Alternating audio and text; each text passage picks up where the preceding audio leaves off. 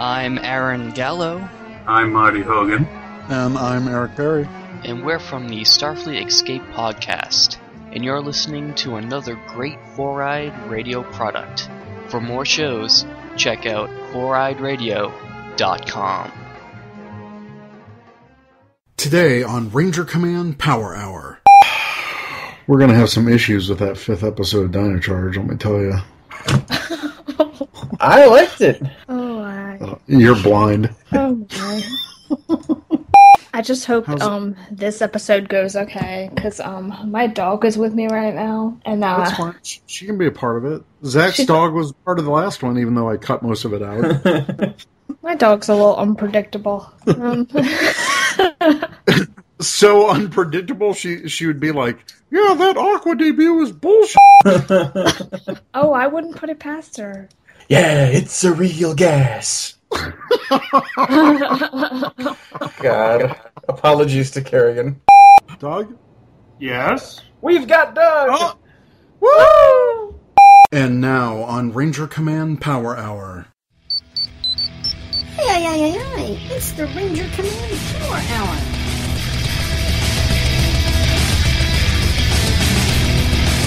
It's morphing time! Ha!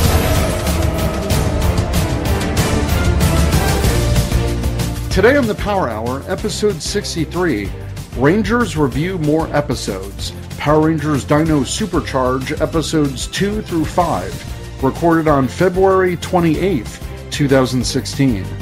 Welcome to the Ranger Command Power Hour on the Four-Eyed Radio Network. It's time to Ranger up with your hosts. I'm Eric, also known as Truckee B47. I'm AP, also known as Secret Ranger Fan. I'm Zach, also known as the Cinema Slob. And I'm Doug, also known as Doug Watchin'. Today's podcast is brought to you by Gamefly.com. Sign up for a premium free 30-day, one-game-out trial specifically for our listeners at GameflyOffer.com/RangerCommandPH. Hey guys! Hey! Woo! And welcome Doug to the podcast again. Yay! With all of us.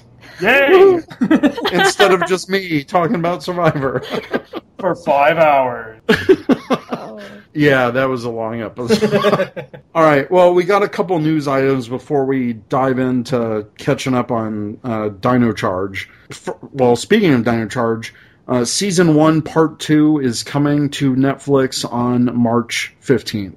I don't know why they split even the Netflix up into this virtual hiatus. They don't need to do that. They can just release all of it. It's fine. But more excitingly for some people, we are getting new Ranger keys coming soon from Bandai America. This was originally reported from Ranger Crew. They have a Facebook gallery. There's really no other confirmation beyond that. But a lot of the keys are the female keys with a translucent key to fill in the gaps. There's still a couple missing, but some people are speculating that we don't have all the information. There's maybe a few press pictures that are missing. But for the most part, it seems they're going to get caught up with pretty much everything except like the Spirit Rangers and a couple of the extra heroes that people want. Mm-hmm. But more importantly, there's a Lightspeed yellow Kelsey key. Yes. Yes! With a titanium that's translucent. And I'm so glad, because I sold my Power Morphicon set. So that's like killing two birds with one stone there. It's perfect. AP would like everyone to know that she's officially accepting voluntary gifts of the Kelsey keys from the Ranger Command listening audience. I just imagine like a huge box showing up at her door, and she opens it and is just buried by a tidal wave of yellow Kelsey. Dun dun. Are you listening, Bandai America? That would make my day. That would be awesome. All right, well, there really wasn't any other news this week. Yep, so it's kind of a light week. I'm excited about keys, though, because I can finally have a full Mystic Force set. Oh, yeah. Minus Korag, though. I really wish that translucent Daggeron had been a Korag key instead. Oh, yeah, like the purple version? Yeah. That would be cool. There was never a Wolzard version in the Japanese keys. It was just the red version. But we could have had one. We could, yeah. Because we got a Phantom Ranger key, too, which was exclusive. I'm glad Bandai America's keeping their promise. It's just, I wish they handled the keys better to begin with.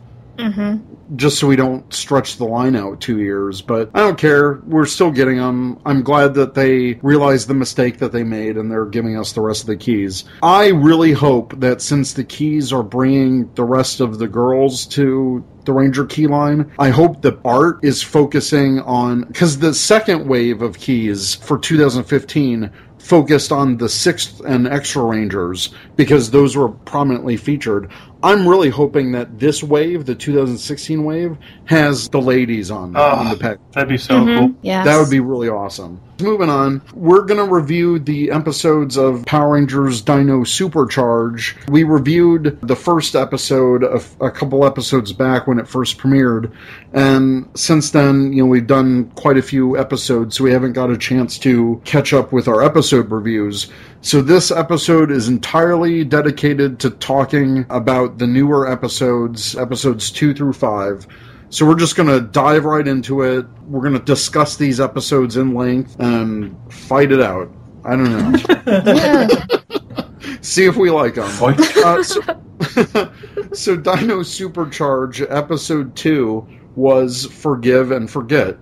And this was the episode where Snide plans to contaminate the city water with venom that makes you forget who you are in hopes that the Rangers will be infected. Meanwhile, Riley has a score to settle with an old rival at the Amber Beach Marathon. So let's talk about this episode a bit. What did you guys like? What didn't you like? I actually liked how Riley used his Energem for selfish reasons because it was totally realistic, and I just feel like that's what a normal person would do. If they had superpowers, they'd use them to beat their enemies. I think it's like an understandable thing to do, especially since this is like a rival that's returned, but it felt weird for it to happen so late in the series. It felt more like an early on learning to use your powers thing, but I get why he was doing it. Right.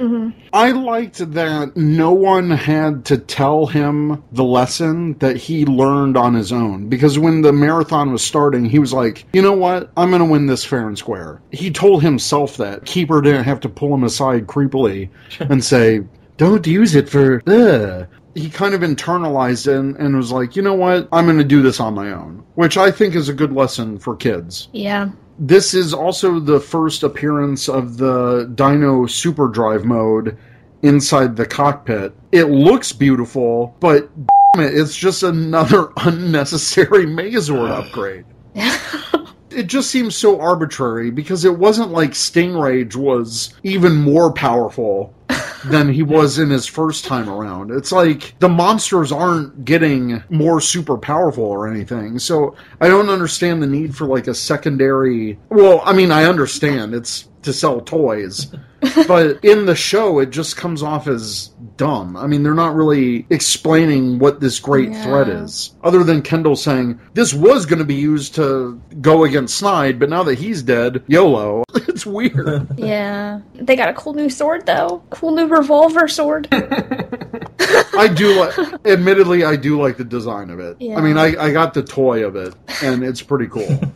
And I like the new charger. The Superdrive charger looks pretty sweet. Yeah. And the armor looks good. I want it to be used more than just outside of the Megazord. Yeah, it's a bummer because it confirms that the first power-up didn't really matter because we never saw anything play out with that. You and I were talking about this, and Kendall made a point to say, never use it outside the Megazord, ever.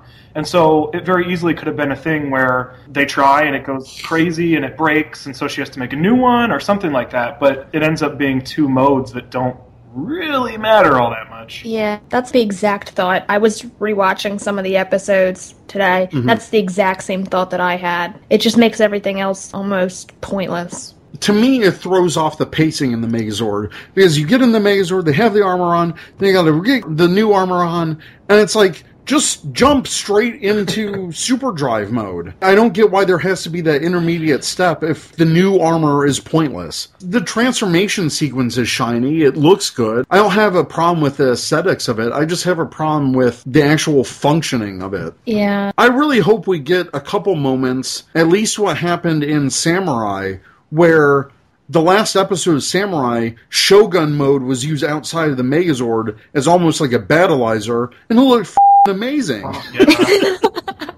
I want them to use those suits outside of the Megazord. And it sucks because in the Bandai toy commercial, they're running around in that armor. I'm like, come on. Maybe that's why they're not allowed to use it outside anymore. Kendall because they got that kid in trouble. Kendall put him in punishment, so now they're only allowed to use it inside the Megazord.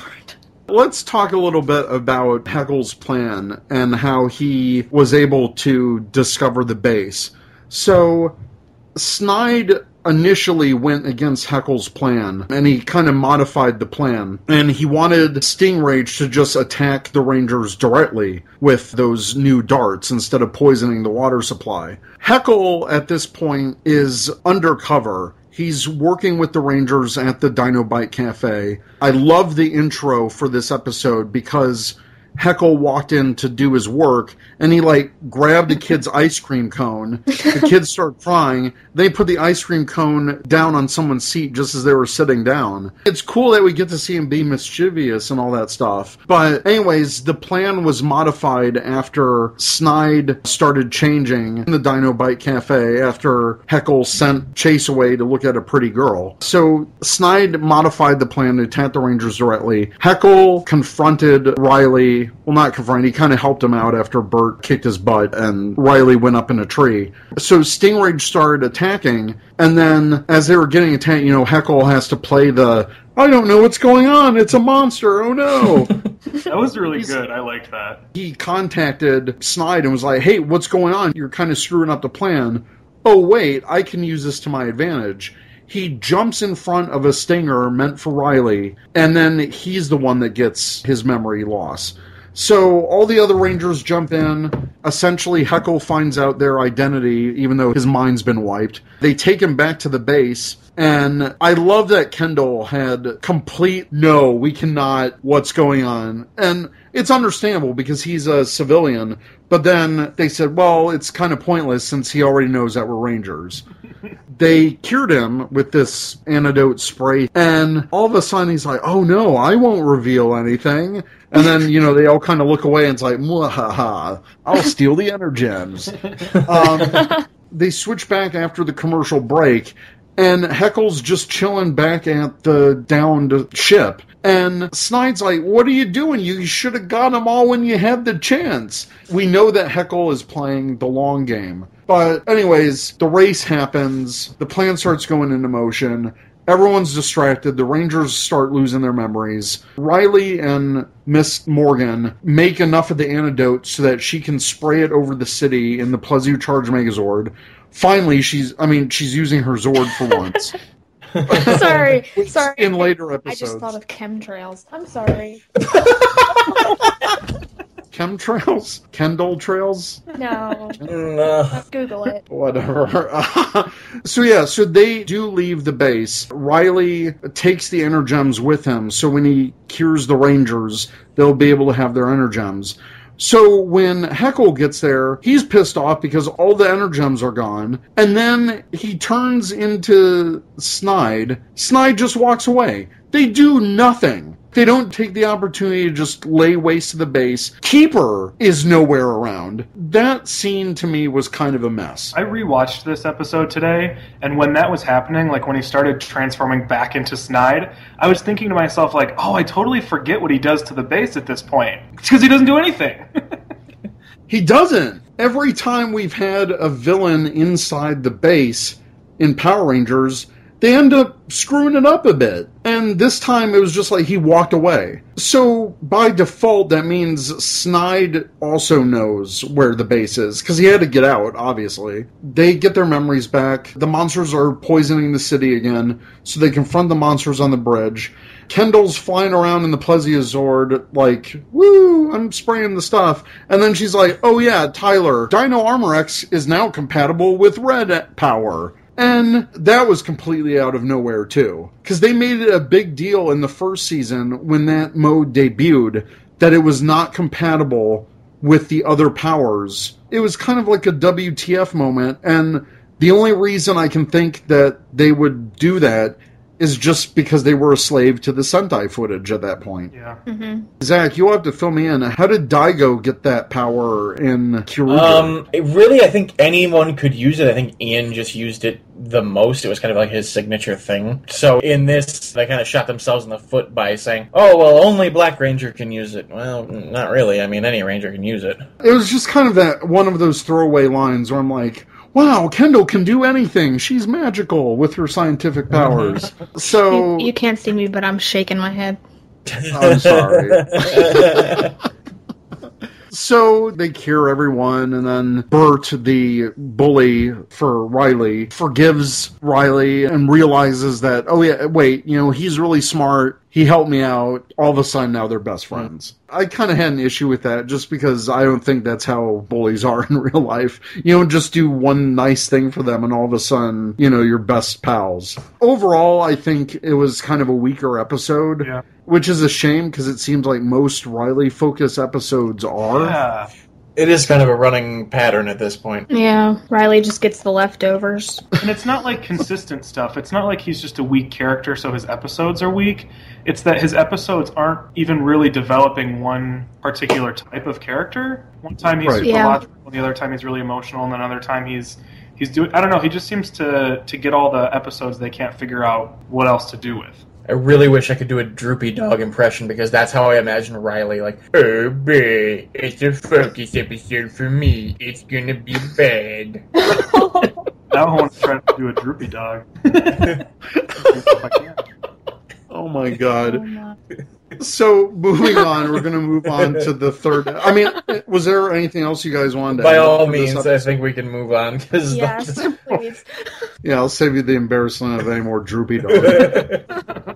Alright, so the third episode is Nightmare in Amber Beach. Shelby receives a pillow from an unknown sender. When she uses it to take a nap, she starts living a nightmare. The Rangers suspect that this must be from Snide, so they all make sure to stay awake, but that proves to be harder than they thought. So this episode, Shelby is really focused on acing this test so that she can get the good grades to please her father.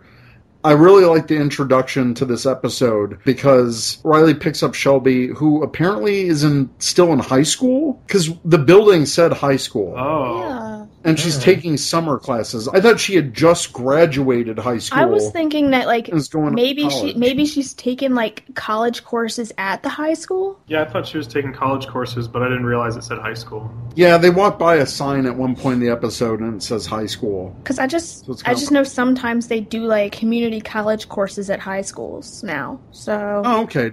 That could be it. Yeah. Headcanon. Yeah. But I like the intro for this because she's telling everyone, oh no, I got a B on the test. And then behind her, her father approaches, played by James Galen, who was pretty much the star of this episode. Yeah. I loved everything with Shelby's dad. Yes. And he's like, unbelievable! Shelby, I mean, he was so like, oh, if you want to run the ice cream empire that I built for myself. Which was kind of funny, just that it's ice cream. So she's going through this struggle where, okay, my dad's pushing me to do this thing, I've got to study. And Heckle notices this. There's this new villain. What'd they call him? Nightmare? It was just Nightmare. I love the creative names that they come up with these monsters. Ninja, Nightmare, Hunter.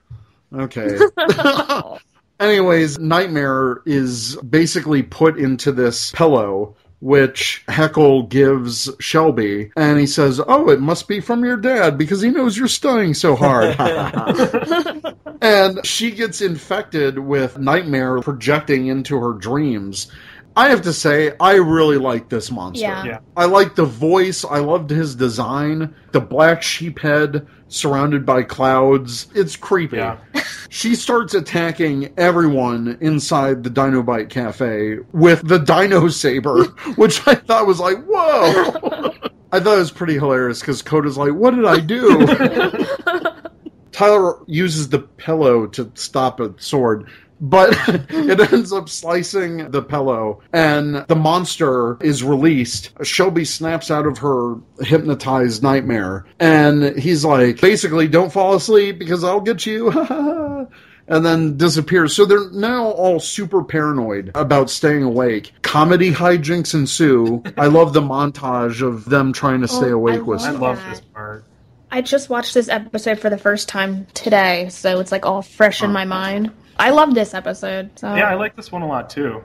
I think it did a lot right. Yeah. So the plot moves forward, blah, blah, blah. Riley gives Shelby kind of this pep talk before she goes to take her retest. He says, well, is this really the thing that you want to do? You have to follow your own dreams. Kind of like one of those talks. So she ends up going back to the Dino Bite Cafe instead of taking the test. And she finds Heckle basically taking all their energems.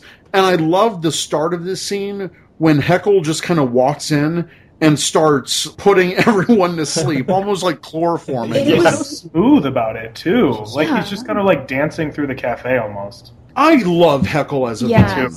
All of his mannerisms, I love the way he talks, and he can be, like, some of the lines he delivers in these episodes, he's just so super menacing and evil. Like, he has this evil grin and this stare where you're like, oh man, I don't want to screw with this guy because he's creepy. Mm-hmm. That whole sequence of him just walking in and taking them out one at a time, and, you know, Kendall kind of walks in staring at her pad, and he just, like, comes up to her and, like, boink, he catches her, puts her on the ground. I was just like, this is creepy. It was truly creepy, too. Yeah. Ryan Carter, I think it is, did a great job with that scene. Yeah. To me, it almost feels like, if I could compare it to anyone, it's almost like he's the Joker from the Batman movies. That's actually a really good analogy, yeah. Yeah. He does have that very sort of sinister, but still kind of suave, charismatic kind of side. Yeah. That's always the impression I got, especially this episode. Because Shelby ditched her class early, she caught Heckle in the act, and he is a terrible liar. He didn't know what to say. I liked how quickly Shelby put the pieces together. She's like, well, wait, when we first met you, you were trying to save Miss Morgan. It's all an act. He basically had nowhere to run. They were all pointing guns at him, which was awesome. They whipped those out of nowhere. I liked how it played out because Kendall says, wait, you were working for Snide this entire time? And he's like, no, I am Snide. He says that when Snide transforms. No, I am Snide. That's such a good moment. But again, he kind of says, well, I'll find your base someday. And then just like kind of disappears. Shelby caught on to that because of the previous episode. She was like, wait, he doesn't know where our base is? Oh, because in the last episode we forgot to mention, Kirio is a dork. And, oh yeah, here's the frustration. So, Kirio basically, they're going to have a celebratory drink, and Kirio pours the poison inside all of the cups, and they're having the toast. They drink it, and then they don't forget everything, which was the whole point of the original poison. They just all of a sudden forget maybe the last 10 hours. And it was like, oh, wait, Fury, what were we doing? Well, I'm just going to take a nap now, whatevs. Wait, that's not how the poison worked. I mean, you completely forgot who you were. Yeah. Doug, I know you had a big issue I have so with much this. Why don't you talk about it? Because of this, I wish that episode 2 didn't happen when it happened. I wish that 1 had gone into 3, because I think the Nightmare on Amber Beach episode is a really strong episode, and the whole memory loss thing could have been so much more, but it's just kind of written off at the end, and so even Shelby kind of notices, wait, that doesn't make any sense that you would forget where our base was. The memory loss could have been expanded in so many ways. They didn't really do anything with it, so I wish they had moved that later on in the season and done more with it, because I think Heckle and Snide being two different entities is really interesting. So if somehow Heckle knew where the base was and Snide didn't, or if, you know, Heckle forgot something and Snide didn't, you could have done a lot with that, especially when they find out they're the same person. I kind of wanted them to have Heckle be undercover more than he was. It's like 3rd episode and his cover's blown. Yeah. So we're not going to see that interaction with the Rangers anymore, which I liked that interaction of him working in the cafe and kind of being this mischievous person in their ear where, you know, he was kind of egging Riley along like, well, hey, you should get Bird and you should pay him back. And he was kind of like the devil on their shoulder. And for them to next episode erase any chance of that ever happening again is kind of disappointing. Yeah, things are happening really fast in these first few episodes. Mm-hmm. We'll get into that, because I think it's happening a little too fast, especially with the latest episode. Yeah. But back to Nightmare on Amber Beach, they fight the monster. Then they have this three-way attack where Shelby and the other three Rangers are in the Dino Charge Megazord. Ivan's got the Terra Charge Megazord. And then friggin' Tyler is the one piloting the Plesio Charge Megazord. And I'm like, why couldn't have Kendall piloted that? And all the Rangers have their Zords. There's no reason for her not to be piloting it. The only reason I can think of is that she stayed behind just to secure the base. But then show that. Yeah. One little clip. I just thought it was disappointing, because the only thing that she's done so far with the Plesiozord was in the last episode, and basically just make the Plesiozord pee over Amber Beach. Like, that's essentially what Overall, though, I loved... Oh, Shelby's dad. The middle segment where he's teaching them economics and the value of profit, and he makes that burger, and Shelby's like... To her friend, she's like, do not be impressed with anything that he does. Coda and Tyler in the background stole that entire scene from me. Oh, yeah. James Galen, it's such a refreshing change, because I'm used to him as Colonel Truman, this badass military dude. And here he's like this suave businessman that cares about profit, but he's trying to have fun with it. And I really like James Galen in this episode. I think he was hilarious. Shelby confronts him and says, well, it's not what I want to do. And he finally understands that, because at the end of the episode, she's giving a tour. He's part of the tour. And he's also wearing the same coat that Prince Philip got introduced in the first episode. He was wearing the same pimp coat. So, yeah, her dad finally realizes that, look, you should follow your own passion. Owning my own ice cream business was my passion. It's not yours. Follow your heart. So Shelby says, well, can you do me one more favor? And she goes back to the base, and she has this cute ice cream cake. And all of a sudden, Keeper's there. So Keeper will totally partake in the ice cream cake, but he won't be there when a freaking villain has invaded the base. It pisses me off so much. I was watching my stories. We better get an episode where we find out where he's at. I'm just going to be so frustrated if we never find out what he's doing. He's terrorizing little kids in the museum. That's what he's doing. Can you imagine that? Like, he's actually just playing in the museum, hiding behind, like, dinosaurs, and he's, like, hanging out in, like, the caveman cave display, like, popping out at people. That's what he's doing in this episode. That would be hilarious. He's just, like, screwing hello. Oh, God. All right, we're going to move on to the next episode, A Date with Danger. Chase tries to impress his new girlfriend, Kaylee, by showing how talented and accomplished he is. But when it becomes more about him and less about her, Kaylee starts to fall for the Black Ranger instead. Aww. Kaylee is a new character introduced in this episode. She might show up further on in the season. Wink, wink. Oh. But this was a Chase focus episode. So the episode starts out with this meteor that looks like the Epcot Center dropping in the middle of a forest and reveals our new enemy, Singe. And the rest of the group, Snide, Fury, and Wrench, they are there to somehow greet Singe. I mean, I guess they anticipated that something was coming because he was right there. And immediately there's this tension between Fury and Singe, which I really liked. And Singe says, look, I heard the Energems were on this planet. I came to capture them. And then Snide's like, look, he's basically in charge. If you can get him for me, we'll share the power. The design for Singe is amazing. Yeah. He looks awesome. Chase is trying to impress Kaylee with all these cool moves, and it's all about him. And she pretty much just dumps him. She's like, you know what? I've had it. It was pretty funny. She's like, oh, look at the time. I have to go. And he's like, but wait, you're not wearing a watch. And she's like, oh, that's funny. And then she just leaves. Which I thought was hilarious. We even get Ranger, like an interaction he has with the Rangers, basically predicting that this is going to happen too, right? Isn't there a scene where he's like pulling out a trophy and telling them that he met this new girl, and they're all basically saying, "Oh, it's the same thing you always do, Chase. You show him trophies." Yeah, and it's funny, they're like predicting what date he's on based on the fact that he has a trophy. Yeah, and then one of the dates is him doing a push-up contest, and it flashes back to... I stopped doing the push-up contest ever since I lost. Yeah, it's pretty funny. Riley's looking through a telescope with Ivan, and Coda's face is on the other end of the telescope. That was hilarious. I do like Ivan's dialogue. What sorcery is this?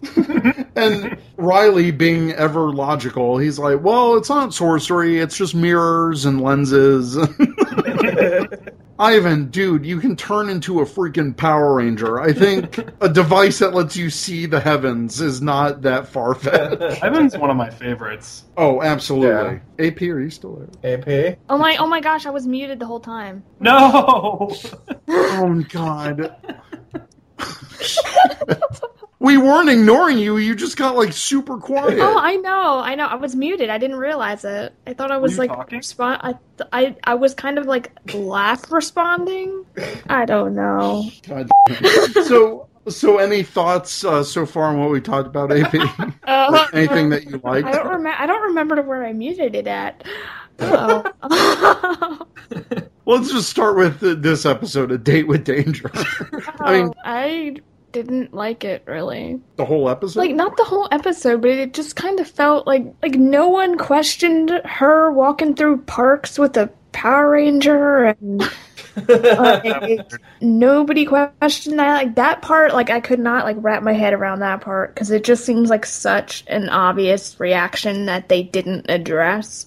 And it happened multiple times. Yes! Alright, so let me get to that point. Yeah, so she dumps him, but in this fight with Singe, Tyler's on the other side of the city, and he's reading this letter from this character called Rusty. Rusty's, hey, I might know what happened to your dad, blah, blah, blah. All of a sudden, Singe arrives on the scene, buildings are blowing up, so both Tyler and Chase notice this and rush to the scene. And we get this amazing shot of Singe coming in through the fog, and Fury's like, well, you're going to have to deal with him. Both Tyler and Chase are literally outgunned. I love Singe's blaster because he calls it the last blaster, and he says it's called that because it's going to be the last blaster that you'll ever see. It's a simple line, but the delivery of that character and that voice actor is awesome. Yes. He is a badass. During the fight, an elderly lady gets injured. Chase rushes over, helps her. Kaylee drives up in her car. Then Chase pulls off this American accent to disguise his voice, which I thought was a nice touch, and it's definitely a more convincing American accent than some of these other New Zealand actors can pull off. Yeah. Especially the children of New Zealand. She's super impressed with the Black Ranger. When they go back to the Dino Bite Cafe, Kaylee says, look, there's someone else. I'm dumping you.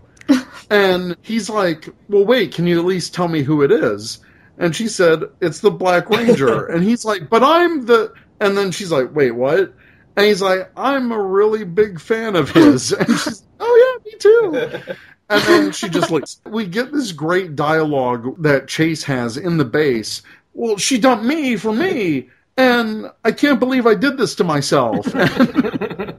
And later on, we get an actual Keeper has good advice moment where he says, do you think Kaylee is ever going to have a future with the Black Ranger, especially if you can't reveal your identity? He said, well, you're also disguising your voice, so who is she really getting to know? And it creates this internal conflict inside Chase. They were going on dates before this talk, but I have to agree. I thought it was completely out of left field. It's just weird that they're walking through a park And there was a couple runners that ran by, and no second glances, nothing like that. It's not like the Power Rangers of this season are international Rangers. It's not like everyone knows who they are, like Operation Overdrive or anything like that. Yeah. They're Rangers that just show up and take care of these bad guys. So I would think in Amber Beach, seeing a Ranger in the open would be kind of a big deal. Yeah, no one reacts. Not a single person. Not even like a it's kid just like, on oh, a bike. Yeah, which, it's a little kid. Little kids freak out over Power Rangers. Yeah. To me, that was just a very dumb moment. I thought it was completely silly. During all of this, Tyler goes to meet Rusty. And Rusty explains that 10 years ago, there was a cave-in, and he lost contact with Tyler's dad, James Navarro. After that talk, Rusty notices Tyler's Energem, which is for some reason hanging outside of his shirt. He's like, hey, can I see that? And very realistically, and I thought was a good acting moment by Brendan Mejia, where he kind of reluctantly gives up the Energem, like, I guess. Because we all know how important the Energems are, so just giving it to some random dude wouldn't be the best. But Rusty says, oh, yeah, this is a one-of-a-kind thing. Where did you find this? And Tyler's like, yeah, I just found it on some hike, and give it back. Then they part ways. Basically, Tyler is away from the city. They start fighting Singe again. Singe actually grows with the Magna Beam. And the Rangers are getting their butts kicked. And they need help. So Kendall, instead of morphing, just contacts Tyler on the other side of God knows where for him to save the day. And I thought she would be closer. And what does he fly in on? The freaking Plesiocharge Megazord. It's another opportunity where Kendall is not using her powers or anything. I don't get why she has to handle the base when nothing is going on. She can range her up. Right. They either need to have her, just have a really short clip of what she's doing in the base, or just put her in her own Zord, which is all original footage anyway. Exactly. That's my biggest frustration. Exactly. All of this cockpit footage is completely original. So to have Tyler, like, Tyler is on the other side of the state looking for his dad. Why does he have to be the one to come in and save the day? Just because he's the Red Ranger? Like, that doesn't make sense to me. Like, have Kendall, who is in Amber Beach, fly in on the Plesiocharge Megazord. It's as simple as that. Exactly.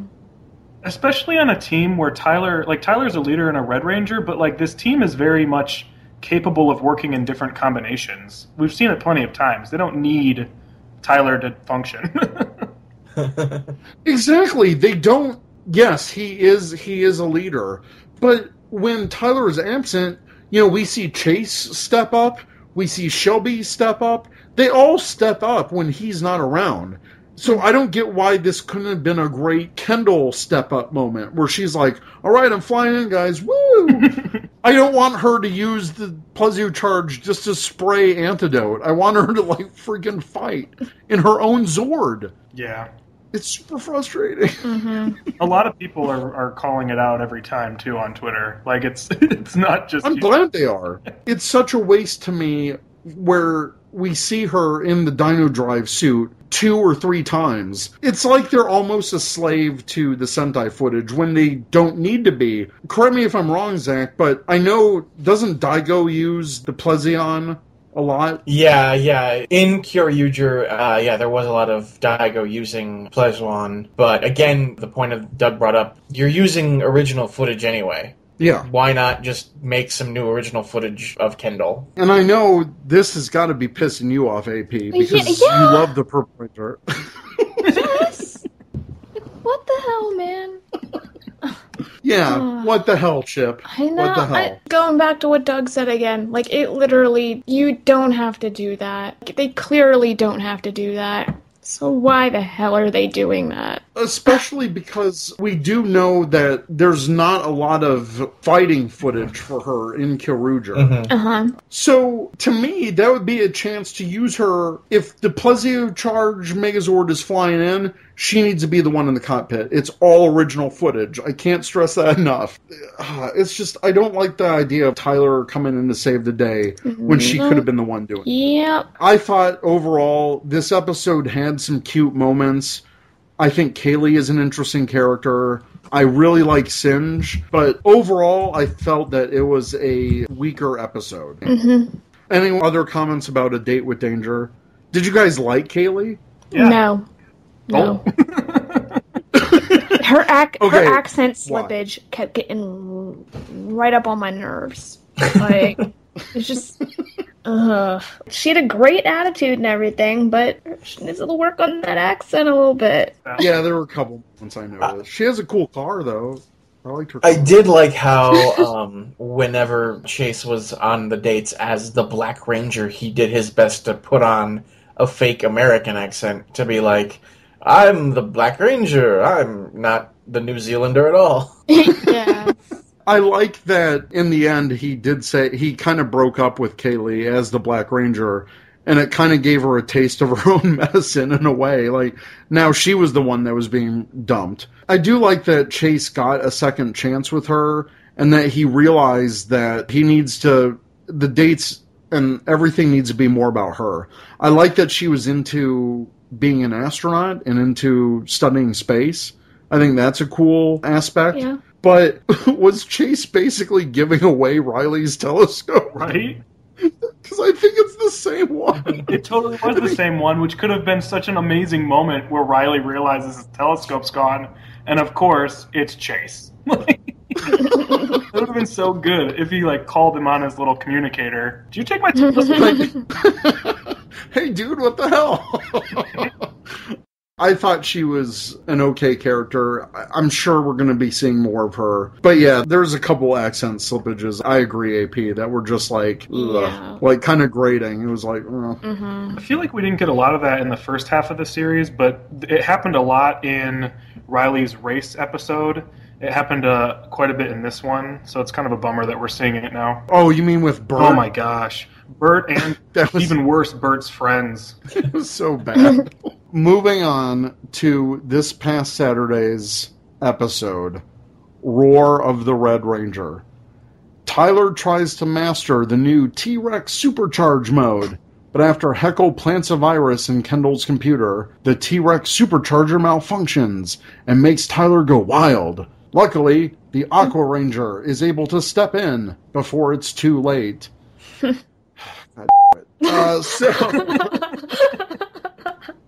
So this episode, we start out at the villains. Heckle is listening to another one of Fury's plans, and I like that they start in the middle of his plan, and then he's like, and then we'll blow him up, ha ha ha, isn't that such a great plan? And Heckle's like, I'm not really jazzed by this idea. And it was just that phrasing and how he said it, I'm not jazzed by it. It was hilarious. And Singe walks in, and he basically has overheard the entire thing. And we haven't touched upon this, but I love the rivalry between Fury and Singe. Yes. Mm-hmm. Yeah. It's so refreshing. I love it when villains have conflict like this. Obviously, Fury's the one that's all like, I hate this guy, and trying to be using his strength and his power to dominate Singe. But Singe is the cool guy. He's more about the intelligence. And I like that dichotomy between them where Singe is really trying to outwit Fury, and Fury just hates it. And he hates that he's getting tricked, and Singe is calling him a kitty cat and all this stuff. It's hilarious. Although there was one episode where Poisandra makes a brief appearance. Yeah. It was Date with Danger when Singe grew, and she's like, ooh, wait, you're not Sledge. And then she's making kind of a jab when Fury's there, oh, look how cool Singe is, and you're not, essentially. Yeah. I'm glad that she's still popping up now and there, but I do like that Fury is getting some spotlight. But anyways, moving back to Roar the Red Ranger. Okay, so Singe's plan after listening in to Fury, he's like, well, look, we should just plant this virus, infect their systems, it'll damage all of their weapon systems. Heckle's like, yeah, that's great, but how are you going to do it? And then Fastly pops in like the Flash is Ninja. Oh. And I love Ninja. Yes. I love his suit design. The voice acting is pretty cool. I really like that monster. Mm-hmm. And I like the prop. The villain USB stick is awesome. Yeah. And it's all based off of his body armor because it's got one of those like mirror things that he has. So I thought that was a really good touch. Props to the prop department for that one, because that's pretty funny. I just like that they, this intricate design, and there's a USB like stick in it. Like it's kind of crazy. I know, when he was holding it the first time, you just saw the design, but when they actually went to use it, you're like, oh, it's actually a USB. I would totally use one of those on my computer. So he gives that to Ninja to infiltrate the Rangers. Back out in the woods, Tyler is showing everyone this map that he created as a child. And he's explaining to them that when he was a kid, him and his dad would camp in this area. And they had this kind of time capsule where every year around his birthday, they would put something as a memento inside this box. Shelby's kind of making fun of him because it looks like it's drawn by a kid. He's like, yeah, I was 5. His response to that is so good, too. Where he's like, well, crayon is water resistant. Yeah. I love that little tidbit. That was so funny. So he puts a Dino Bite Cafe hat inside the chest, and because he's happy that he's met all of his friends. So they went off to do training. Tyler's testing the limits of his Energem, I guess. He's doing target practice on the bike, which is a cool scene. Yeah. Original footage with bikes, I'm all for it. That looked cool. And then he demorphs. Shelby notices that he only hit 4 bullseyes instead of 6 like last time. So obviously something's on his mind. I thought it was cool. Tyler was wearing this kind of metal box that was surrounding his Energem. And basically it's a device Kendall can use to measure the energy output of the Energem, which is a cool touch. And Doug, you brought up when we were talking, she's kind of like Miss Fairweather in a way. Yeah, one of my favorite things about this series is that we get to see Kendall doing science things where she's testing certain powers or she's analyzing how things go, and those are all my favorite scenes. Anytime we get something like that, it's my favorite stuff. Yeah, and it's not like we haven't seen them testing stuff out in the woods before. When they were doing the Dino X armor debut, they had the same similar setup where she had a table set up in the woods with all of her computer equipment. I like that they're continuously testing and training. I really like those scenes. Like, I really like when they do that, because it feels like they are warriors and that they're always preparing for battle. So they get distracted or something, and it's an opportunity for Ninja to speed his way in and implant the virus on Kendall's computer. So, do they go back to the base? They go back to the base, and Kendall's uploading the data into the Dino Charger. Right. Yeah, that's right. And she says, now I get to introduce you guys to the new T-Rex supercharger. The virus has actually been uploaded onto that. Mm-hmm. And so they go back out to test it, but now all of them are morphed. And we get to see original footage with the Purple Ranger. Tyler starts to power up, and it totally infects him, and all of a sudden he thinks he's a T-Rex. His helmet's all black. I thought the CGI was kind of crappy on that. It wasn't the best. It almost looked like, you guys have the Dino Charge app, right? Yeah. It kind of looked like when you do the 3D face mode, it looked like one of those 3D helmets. Yeah.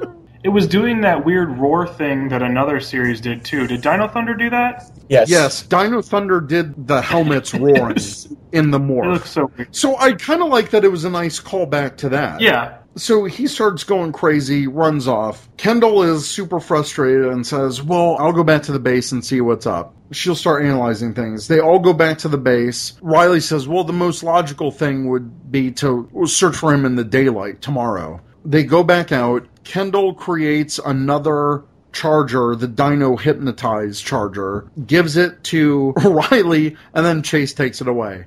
Then she gives a clean copy of the supercharger. She gives it to Riley, and Chase takes it away. And I love that shot where Riley's kind of like looking at his hands like, what the hell? Like, why does he get it?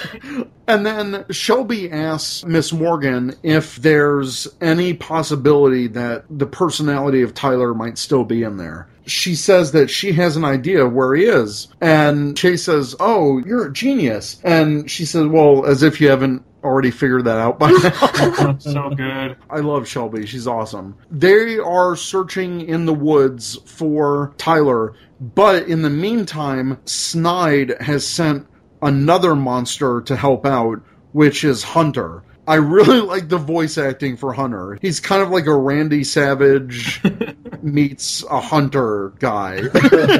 He's just like, yeah, I'll find my target, and yeehaw. He's kind of like that. Yeah, I'll get him. Hunter is on Tyler's tail, and all the Rangers are following him in the woods. They're kind of being sneaky about it. And then Coda senses Ninja's speeding along and does this brutal attack. Oh, we forgot to mention, earlier in the episode, the reason Tyler went off on his own at first was because Shelby tells him, hey, you might have to face the possibility that your dad's dead, essentially. That was so crazy. Yeah, she basically said, look, you have to face the possibility that your dad may have not survived the cave-in. Because Tyler has this map, and he's like, oh, well, I'll swim in this flooded section of the cave, and I'll find out. And understandably, Shelby's like, look, your dad wouldn't want to risk you losing your life to find a possibility of a clue for him. Tyler just freaks out. Like, I think he unnecessarily gets angry at her. And he just starts randomly running away. I'm like, what is this scene? That was so weird. Just running like through the woods. This is some Mega Force level stuff right there. Yeah, it's a super mega tantrum he's got going on.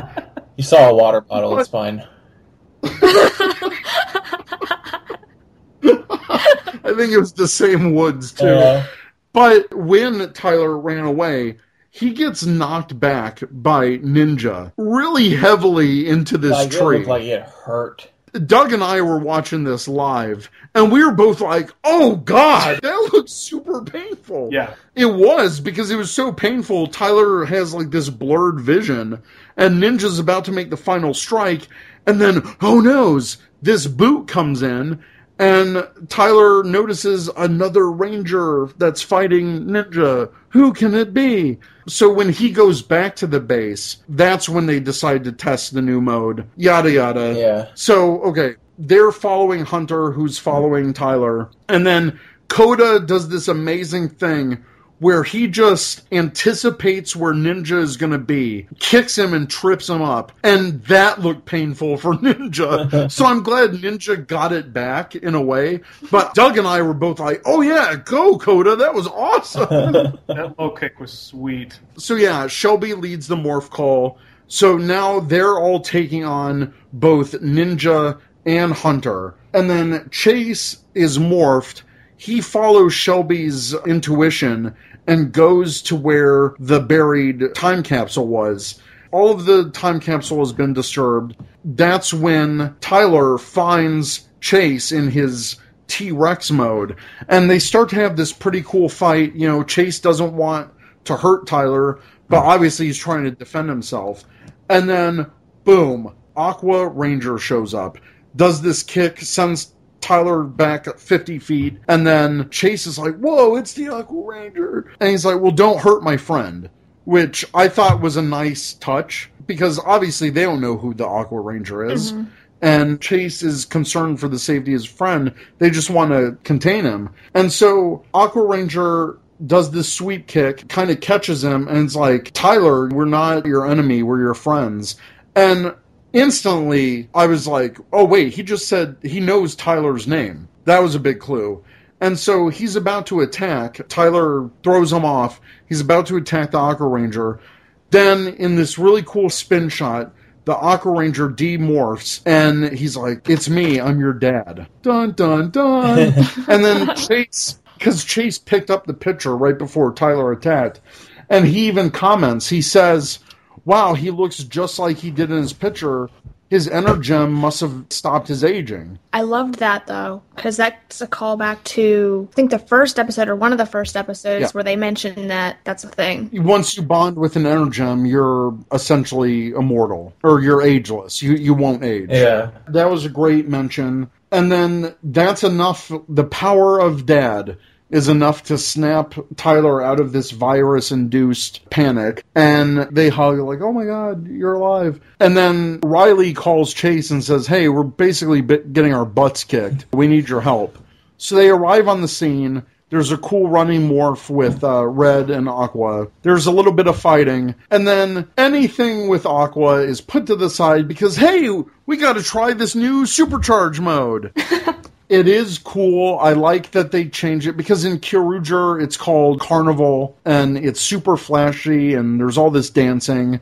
Well, obviously they had to film all around that. There's essentially a brand new morph sequence for supercharge mode. Rexy becomes a mini version that's also a gun, which is pretty funny. And it's a great battle. I just wish he didn't say Dino supercharge kick and blast. Gosh. It was too much. Every single thing he did was Dino Supercharge this and Dino Supercharge that. I thought we were past that once we got to Dino Charge, but it turns out we're not. Exactly. Then, once again, they're about to defeat Ninja, and Hunter's like, yeah, I gotta get out of here, so see ya. Ninja, you'll take care of this, right? Like, and he just goes. So Ninja is screwed. And they defeat him, and he grows with the Magna Beam. And then they all get transported into the Plezio Charge, whatever. And guess who's not there? Kendall! Again. Kendall's not there. Very good.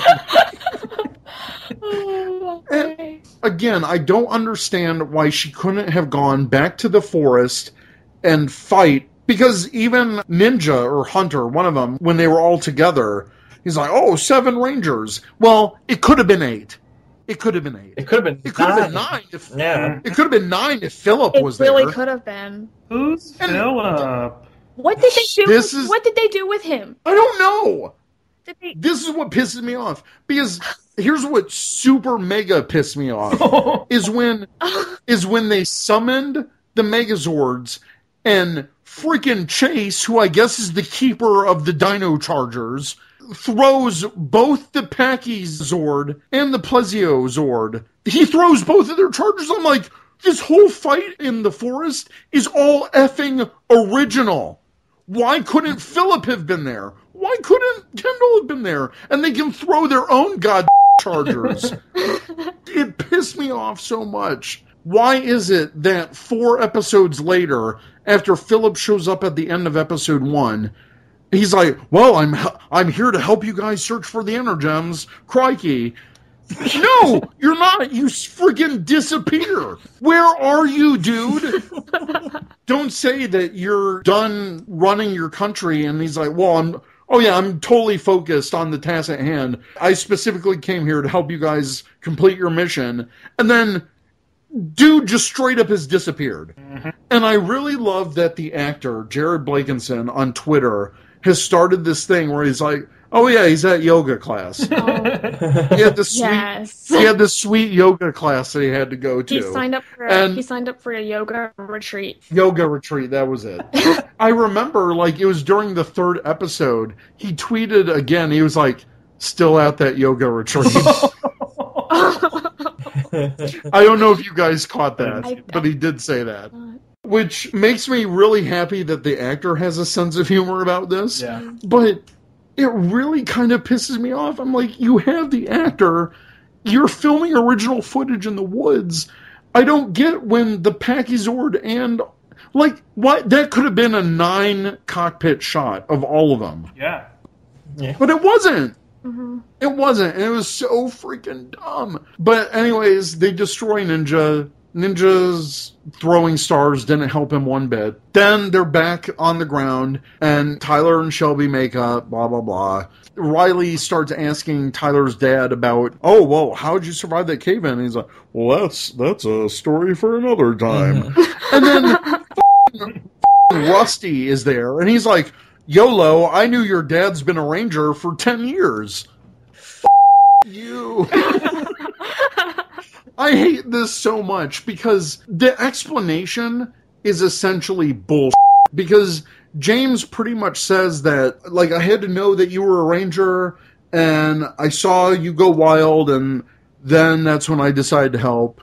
But I missed all your birthdays for, like, basically no reason.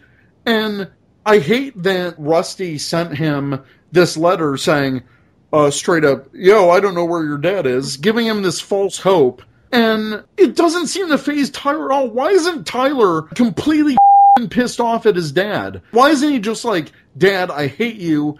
Thanks for wasting 10 years of my life of me trying to find you.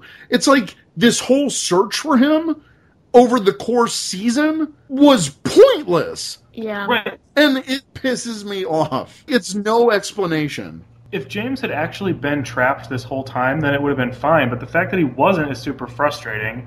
It's like a classic superhero thing to be all, oh, well, I don't want to bring my loved ones into this. But we have no sort of explanation as to what James was doing. If he was on the other side of the planet, great. If he was off saving people and they kind of knew that already but didn't know it was him, great. But we haven't seen any sort of James, Aqua, anything. So the whole, I don't want to bring my family into this. Well, to what? Like, we don't know what you've been doing. And apparently he's been pretty close if he's in contact with Rusty. I think that really pissed me off. We know that they can survive. Like, Coda's survived being frozen for 100,000 years. I'm sure Tyler's dad could have survived under some rocks for, like, 7 years, maybe? Something. Maybe Rusty finally finds him in this dig, and it's like, I just hate it. I hated that whole line where Rusty's like, oh yeah, I totally knew your dad was a ranger for the past 10 years. A ranger doing what? You didn't help out during the Legendary War, buddy. Like, where the hell were you? What were you doing? It's bad writing. It's crap. This episode was so weak for me because it crammed in a new ranger, a new mode, all of this story that essentially just wipes away any progress that the last season had. So I was not a fan of this episode. I liked it. I liked it overall, though. Like, honestly. But why? Just help me. James just has such a likable face. I liked it better than I liked, what the hell was that episode called? Forgive and Forget. It was better than that, I guess, but I know the next episode description says that Tyler and his dad are bonding, blah, blah, blah. I just want a better explanation. Rusty pisses me off. I want to punch him in the face. Like, just for that one comment, like, oh, I've known your dad's been a ranger for 10 years, YOLO. So you basically sent his grieving son a letter giving him false hope that his dad is alive? Come on. Not even, like, false hope. Like, he's like he knew the answer already. He was trolling him. He was absolutely just trolling him. The only reason Rusty basically told James to go hang out with his son was because Rusty noticed the Energem, because he knows what an Energem is, because of Tyler's dad. Mm-hmm. And so when he saw that Tyler had one, and they gave the excuse, oh, we didn't know that Rangers were out there. Have you watched a news program? Come on. Where have they been the whole time though, too? Like, have they been in Amber Beach for those 10 years? Are they just total idiots? What's happening here? That's what I want to know, because it seemed like Tyler just drove off to a respectable distance. Like, I would assume they're at least in the same state. They have to be. Because for Tyler to quickly charge in with the Plesio Charge Megazord, which pisses me off. That's another thing. That whole thing in the last episode where Tyler piloted the Plesio Charge Megazord, They could have given the excuse that he was too far away. He went to go see Rusty like a 6-hour drive away. He's not going to make it. Mm-hmm. There would have been your Kendall coming in to save the day thing. Well, she's like, well, it's time for me to ranger up. Yep. But no. Apparently, they're hop, skipping, and jumping away. At least Rusty's dig site. I have this, headcanon that Kendall just doesn't trust leaving the base alone ever since the Rangers took Heckle there. So she's just staying there whenever she can. I'd love that. Which is completely valid, but talk about it. I want a line. I'm hesitant to go in the field with you guys because of our security issues. Because we don't know if Heckle's going to come back. Well, and it would fit her. It would fit her demeanor because remember in the episode where she was organizing that. This might have been the 800th episode where she was organizing the museum event and she was all anxious and nervous and whatnot about what could go wrong and all these sorts of things. You could very easily have some lines about that. Well, can you imagine if the base was unattended? They could very easily. I like that, AP. I think they could. Or maybe she's doing her actual job too, Maybe she couldn't leave because she was making money to fund this crap. To fund this crap. I like that. But that's the thing. Tell us. Because all it is a throwaway line. I know this show is meant for kids. I totally get that. But it at least still has to make sense on some level. Mm-hmm. This is becoming Super Mega Force level of dumb. And I don't want Dino Charge to be that way. Mm-hmm. Dino Charge, the first season, awesome. This first few episodes of Supercharge, I'm not impressed. No. The only highlights for me are Heckle and Snide, and the fact that even Kendall is a Ranger, I guess. Yeah. Even though she hasn't done jack. Even with it being a kid's show, as a kid, I would have been so excited for a Purple Ranger, and I would have gotten frustrated at never getting to see her. Yeah. Mm-hmm. So, I wouldn't be surprised if there are kids who are wondering the exact same thing we are. Where is she? When does she? Why don't we get to see her? Why don't we get to see her use her own Zord? Yeah. To me, it's frustrating because this particular episode felt so rushed. Mm-hmm. Because you're cramming so much into it. I want a little bit more explanation at the end. I want some emotion from Tyler other than unbridled happiness that his dad is around. Dude, you should be pissed. Rusty and your dad essentially tricked you just to protect your safety, quote unquote. I don't get that excuse at all. Has James been in an unending fight with Fury? No, we haven't seen that. Fury hasn't made any notion that he's been fighting an Aqua Ranger. So I don't know who James has been fighting or what he's been so anxious to protect Tyler from. Mm-hmm. Just because you become a Ranger doesn't mean there's already 20 monsters after you. The villains didn't even know that the Aqua Ranger was active. Because Fury at the end blamed Hunter. He's like, well, you kind of brought a new Ranger into the fray too. And Hunter's like, whoa. And Singe steps in and says, hey, I can still use him as bait. And then Heckle's like, bait, what's this about? All menacingly. So it's not like they've been actively pursuing Aqua on the side. Mm-hmm. Another thing, I'm sorry I'm ranting, but another thing, so James Navarro became a Ranger 10 years ago, yet the Ankylozord only awoke last year? I don't get it. Maybe it's been woken up, but it was just really tired for 10 years. Well, here's the thing. There are still plenty of episodes in which I'm sure they will straighten out some of the backstory. No, I can't go with that excuse anymore. I can't. There's only 5 episodes. We're only 5 episodes down. There's literally 15 left. I can count, but there's just plenty of time for gaps to be filled in. Well, this leads into a question. Well, they better be filled in, or this is just crap. Mm-hmm. This leads to a question I have for you, Eric, because I know you and I felt really similarly watching it, and I've been thinking about this question. If the next episode, or if an episode that's upcoming soon, is all about James and where he's been, what would that episode have to do to satisfy where you and I were at after watching it? I want a monster somehow. At this point, I don't care if it's Fury. Maybe Fury's just a idiot, and he doesn't remember his fights. And I don't know. But I want a legitimate reason why the danger is so real for the Aqua Ranger that he cannot contact his son for 10 years. Yeah. And we have no idea the status of Tyler's mom. So does that mean Tyler's been an orphan for 10 years? Like, what the hell? So for me to bring this back to good, I want a legitimate threat that the Aqua Ranger has been battling with his sidekick Rusty for 10 years to legitimize the fact that he essentially abandoned his son at 8 years old.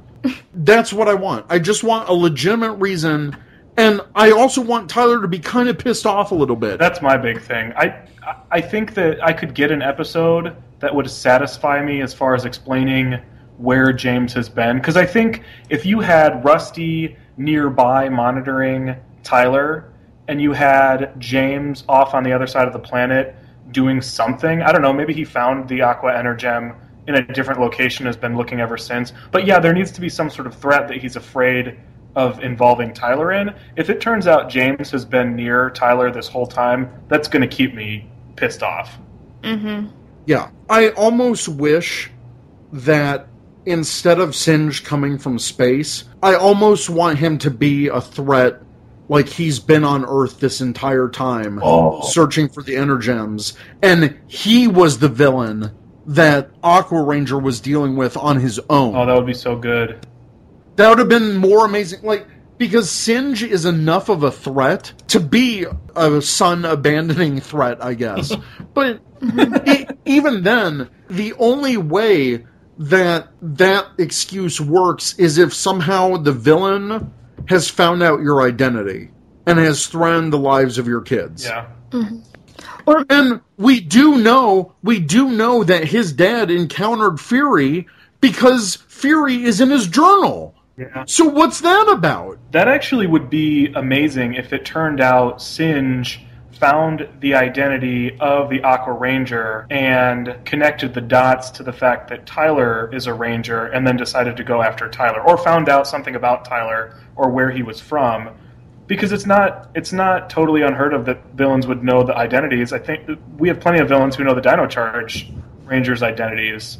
So that would make sense. That would be great. Here's another thing. We had lines in the first season when Tyler confronted Fury in that hiatus episode where he's like, oh yeah, I knew your father, because he had the bracelet thing. Yeah. So what's the backstory there? Was Fury the threat? And then, if so, why is Fury in this episode going, oh, well, there's this Aqua Ranger, like, the one that you probably previously fought? Like, what the hell? Maybe Singe was the threat, though. Because But didn't he just... We saw didn't him he come from space. Yeah, but maybe he was just, like, hanging out. I don't know. He could have come from the other side of the world.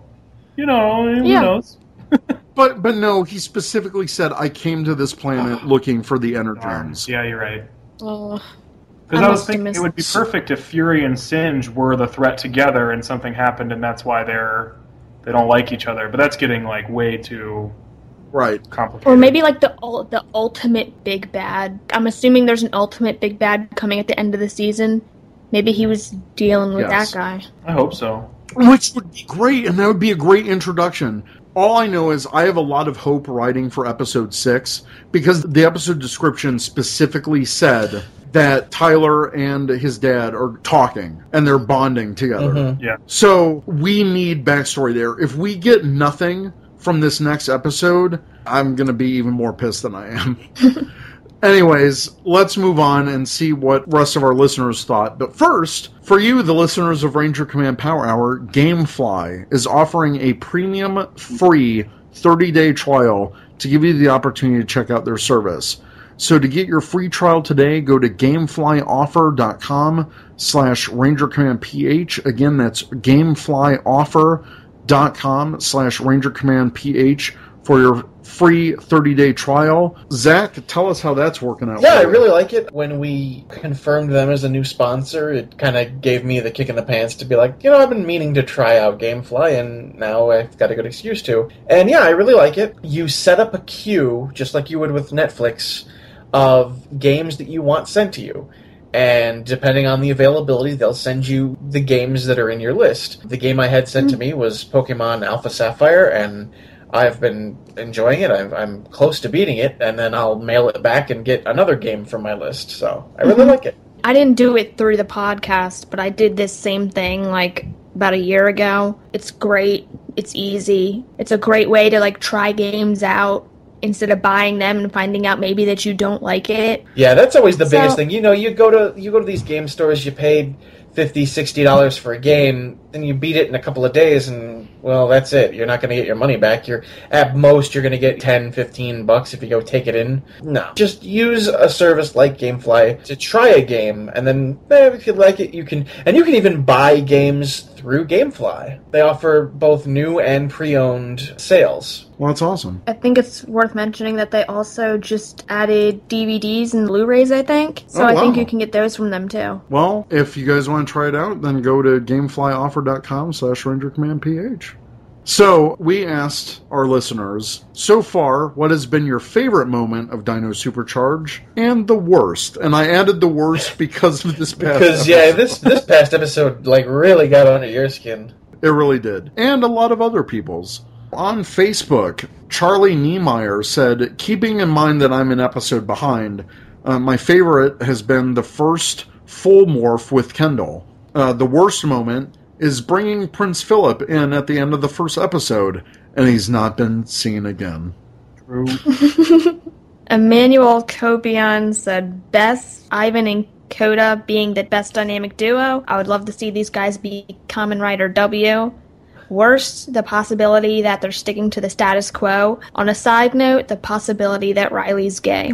Whoa. How does that... Wait, where does that go? I don't know. This came in through Facebook, and even my eyebrow raised. I was like, is it the worst that there's a possibility that Riley's gay? Like, what are you trying to say, dude? And I have no idea. I don't know if he's referring to, like, the whole Chiley thing, but that's kind of a weird comment. I know there are a lot of people who are, or at least some people, I don't know how many, who are tying a lot of Riley's moments together to parallel a coming out story, so maybe that's what he's talking about? Maybe he's seeing that? It's not going to happen on the show, though, so I don't know why people would be upset about it. Yeah, exactly. Luke Early says, my favorite moment so far in Dino Supercharge is by far Heckle. I really like the direction of his character, and also the Dino Superdrive suits. So pretty on my 4K TV. Well, aren't you special? That's just me being jealous. That's awesome. The worst part is inconsistencies with Energems, used for personal gain, Charger's storyline, which some can be described later, I suppose, the lack of Kendall in her own Zord. I mean, come on, you made the cockpit include Kendall. And the unexplained random Philip entrance at the end of episode 1 irks me too. Before we move on to Twitter, I have to say that when Doug and I watched this live, we were also both on Twitter at the same time on our phones. And it was pretty universal, the hate for this past episode. I wouldn't say the hate, just the frustration. I'm glad everyone's kind of pissed off that Philip has just disappeared and that Kendall is in her own Zord. I think those are valid complaints. Yeah. And I'm glad other people are validating that. It's not me just being pissed off. I was going to say, it's the attention to detail that the first half of this Dino Charge series had that seems to be sort of falling apart that I think people are picking up on.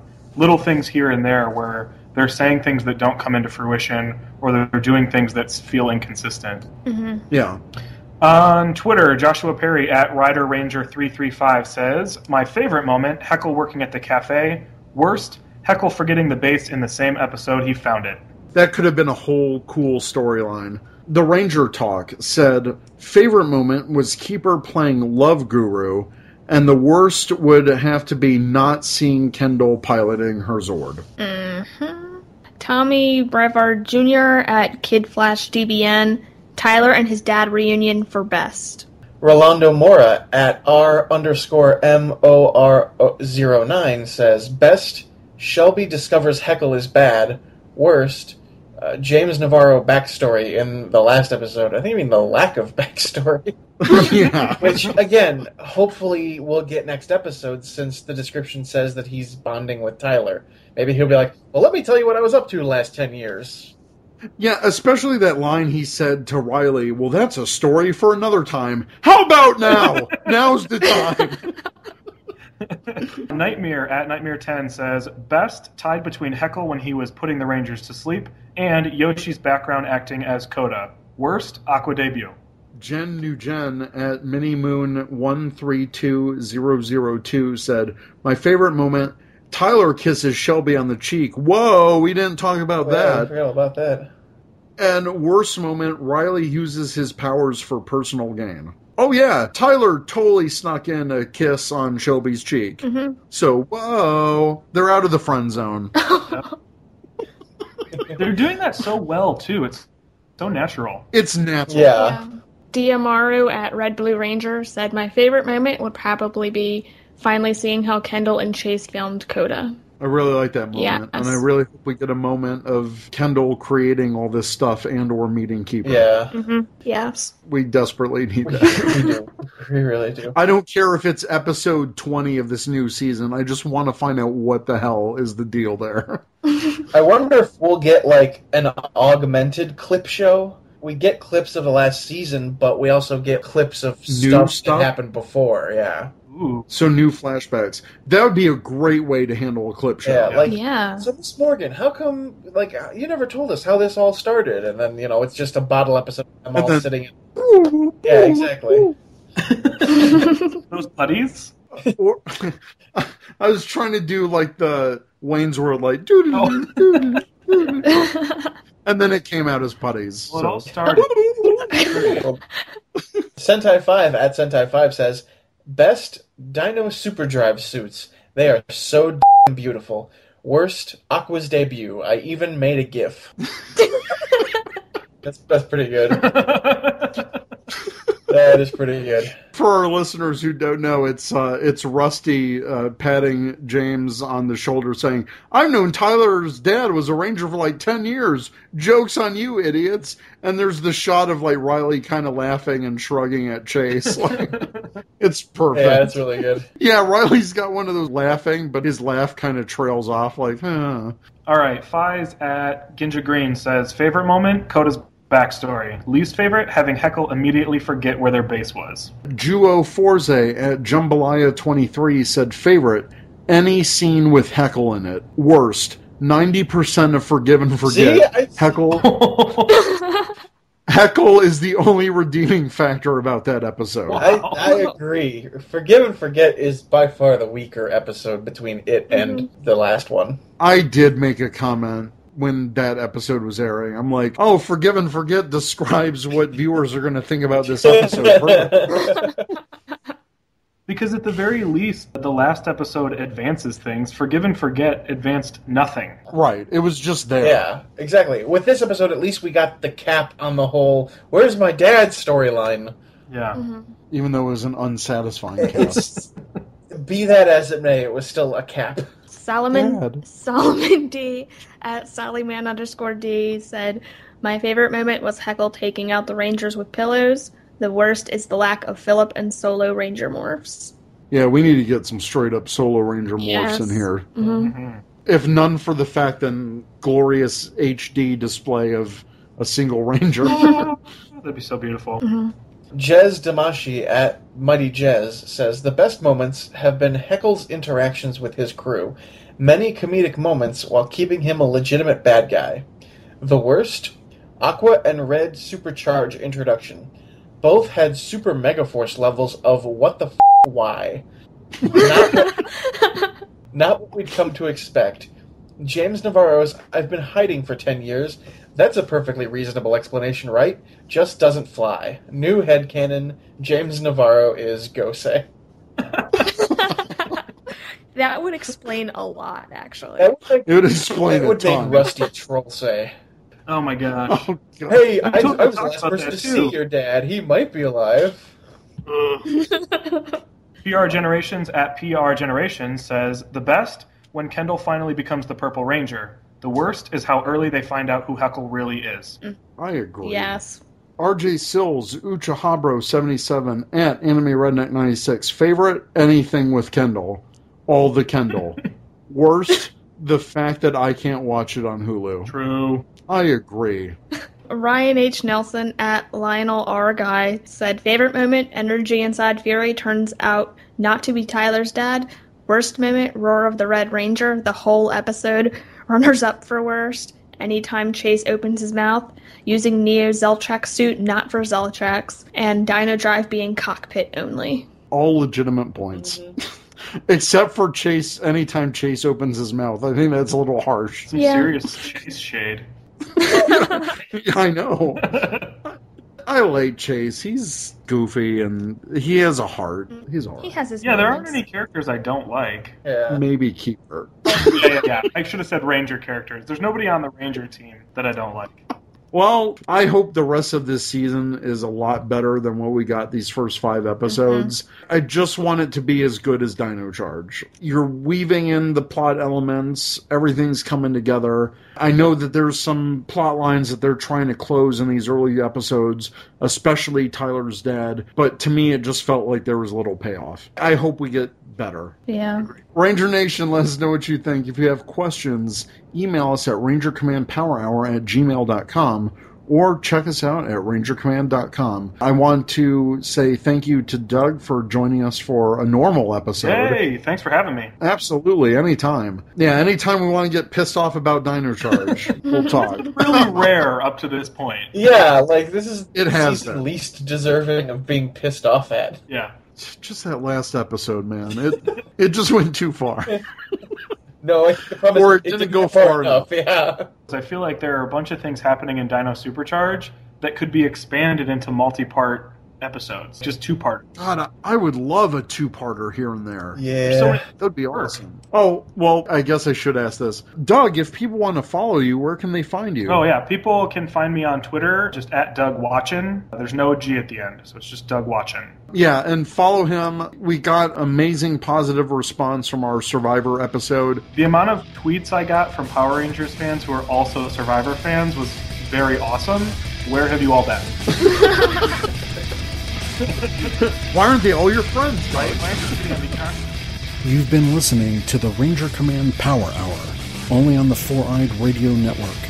You can catch a new episode every other Saturday. Find us on the Morphing Grid at www.rangercommand.com. Follow us on Twitter at RangerCommandPH and like us on Facebook.com/RangerCommandPowerHour.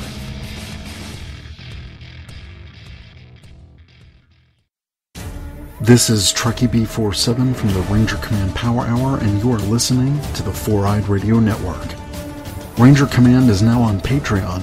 Become a patron by pledging as much or as little as you like every month and receive cool perks. By pledging, you are helping us make our show even better. Go to patreon.com/RangerCommandPH to learn more. Thanks. This has been another proud production of the 4-Eyed Radio Network. You want to see more shows, go check out www.4eyedradio.com, you winkers.